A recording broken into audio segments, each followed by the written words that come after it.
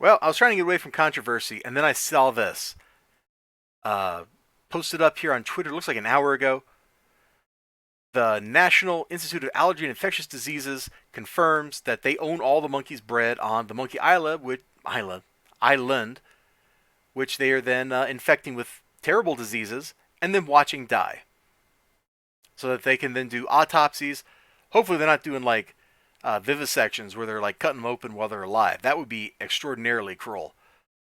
But it's already bad enough that you're infecting, a primate, something that clearly has intelligence, has a personality, maybe not as sentient and sapient as you or me, but definitely like something that can feel pain.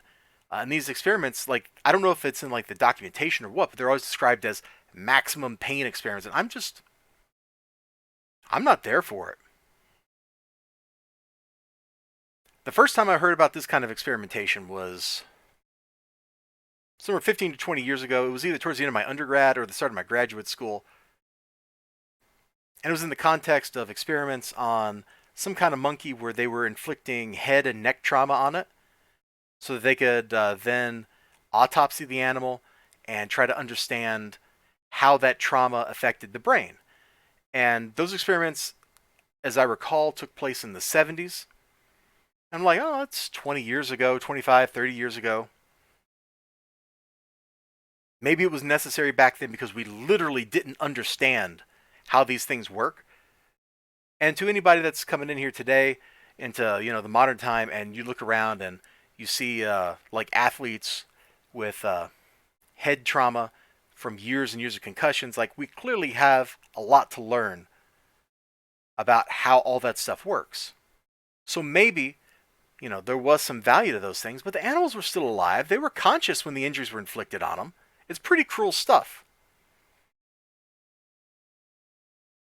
Well, they're still doing those kinds of experiments.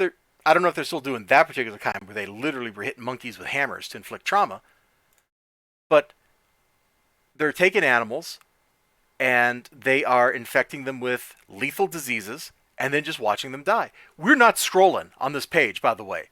There's a poor little monkey up at the top that's got I don't know, some kind of hemorrhagic fever or something. He's got like blood right here. And then down below, there's like an actual picture from like an autopsy or something. We're not looking at any of that. If you're somebody who's like into that, you can go whatever. I'm not involved. But there's an island called Morgan Island where they're raising monkeys to then promptly infect them with diseases and kill them. Now, I don't know if this is like necessary. Maybe there's a really good case for why they're doing this. But as I read this article, can we just zip to the bottom without seeing anything? Let me click over to my Elgato. There you go. Let me scroll down. Yep, there's the really disgusting picture. And we'll come back right here. Infection with Lassa virus, fever, rash, diarrhea, bleeding, and malaise prior to hemorrhage and multi-organ failure. We know how these, like, to some extent, we know how these diseases work. We've seen them happen in people. We understand Lassa virus. Maybe we don't understand it very well, but we certainly know what the symptoms are. What are they hoping to learn?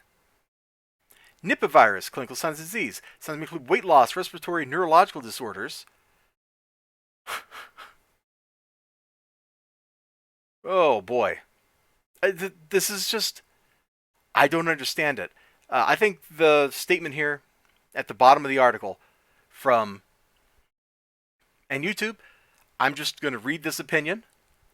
Stacy Lopresti Goodman, PhD primate expert from Marymount University.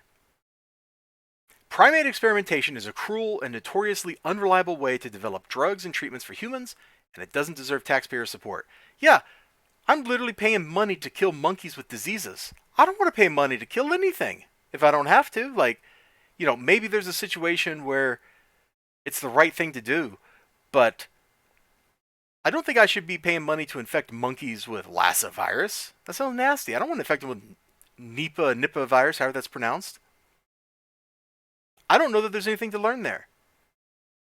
Usually in physics, because I got to go to physics, we don't do something like throw a rock at a dog to see what happens. We throw a rock at another rock. Like the kind of stuff that happens in physics is to inanimate objects.